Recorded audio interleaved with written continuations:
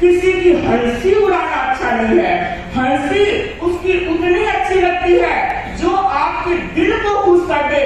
अगर किसी के दिल को दुखी करे, दिल को दर्द पहुंचाए, वैसी हंसी उड़ाना अच्छी बात नहीं है। और बंधुओं, हंसी हंसी से ही आप सब जानते हैं महाभारत का युद्ध हुआ था। द्रौपदी ने क्या कहा था? एक वाक्य तो कहा था, अंधे के बेटे अंधे होते हैं। इसलिए अगर चाहते हैं घर में कभी महाभारत न हो तो कभी भी व्यंग्यात्मक भाषा का प्रयोग न करें। तीसरी बात कहूंगी कि जब भी बोले आवश्यक बोले, अनावश्यक न बोले। बंधुओं, अनेक व्यक्ति ऐसे होते हैं जो बोलते ही रहते हैं, हर वक्त बोलते रहते हैं, और लोग कहते हैं ज्यादा बोलते हैं उनको कहते हैं ये तो टेप रिकॉर्डर है, चालू हो गया बंद ही नहीं होता।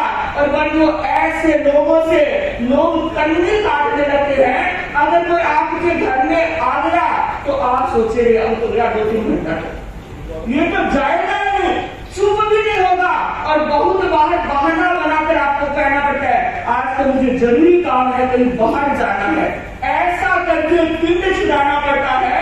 तो बंधुओं, अगर चाहते हैं मान सम्मान मिले तो हम आवश्यक बोले, अनावश्यक न बोले। और बंधुओं, जो अनावश्यक बोलता है वो व्यक्ति तौहीन ही करवाता है। एक किस्सा बीरबल और अकबर का कहते हैं, अकबर अपने शाहजादे के साथ घूमने के लिए गए, बीरबल के साथ में था। थोड़ी दूर चले, गर्मी लगने लगी, और जो कोट या सूट का कोट पहन रखा था उतारा और बीरबल के कंधे पर रख दिया। थोड़ी दूर चला, शाहजादा को भी गर्मी लगी, उसने भी अपना शर्ट उतारा और बीरबल के कंधे पर रख दिया। अकबर ने देखा और कहा, वाह बीरबल, आज तो तुम एक घड़े जितना बोझ लादकर चल रहे हो। बीरबल ने कहा, जहांपना, एक घड़े का नहीं 2 घड़ों का बोझ लादकर चल। बंधुओं, सचमुच में जो अनावश्यक बोलता है वो अपनी तौहीन करवाता है, तो हम अनावश्यक न बोले। और चौथी बात कहना चाहूंगी, कभी भी गर्व की भाषा में न बोले, गर्व रहित बोले। बंधुओं, अनेक व्यक्तियों की आदत होती है वो अपने मुंह अपनी बड़ाई करते रहते हैं, मैंने ऐसा किया, मैंने ऐसा किया, मैंने ऐसा किया। बंधुओं, आज के जमाने में कोई पसंद नहीं था, एक बार सुन लेगा, 2 बार सुन लेगा, रोज रोज आपकी मैंने कौन सुनेगा? कोई नहीं सुनेगा। और मार्टिन लूथर ने तो कहा है कि कभी भी अपने मुंह अपनी बड़ाई नहीं करनी चाहिए, अपनी प्रशंसा नहीं करनी चाहिए। क्योंकि देखिए, आप सब जानते हैं फूलों में खुशबू होती है, लेकिन फूल कभी नहीं कहते कि मेरी खुशबू को फैलाओ। हवा अपने आप फूलों की खुशबू को फैला देता है। अगर आप में गुण होंगे तो अपने आप लोग इनकी प्रशंसा करेंगे, आपको कहाँ जरूरत पड़ी है। तो जब भी बोले गर्व रहित बोले। और एक बात मैं कहूंगी, जब भी बोले ऊंची भाषा बोले, कभी भी छोटी भाषा न बोले।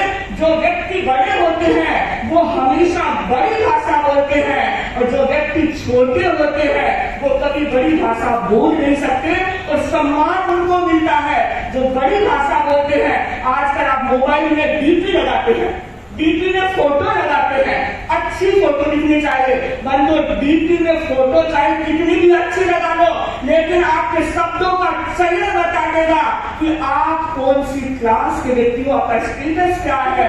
तो बंधुओं, हमेशा ऊंची भाषा बोले।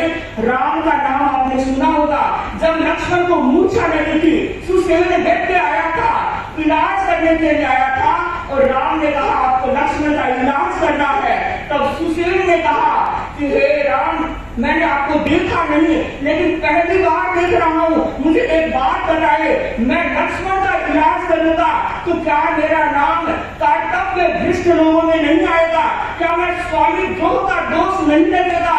क्योंकि आप अभी रावण के शत्रु बनकर आए हैं, और मैं शत्रु का जब इलाज करूंगा तो मेरा नाम देशद्रोही व्यक्तियों में लिखा जाएगा।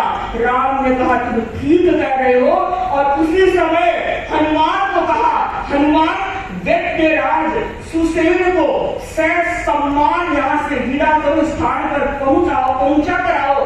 बंधु जब ये शब्द सुसेन ने सुने तो कहा, वाह राम, आपने मेरे लिए इतने ऊंचे शब्दों का प्रयोग किया है।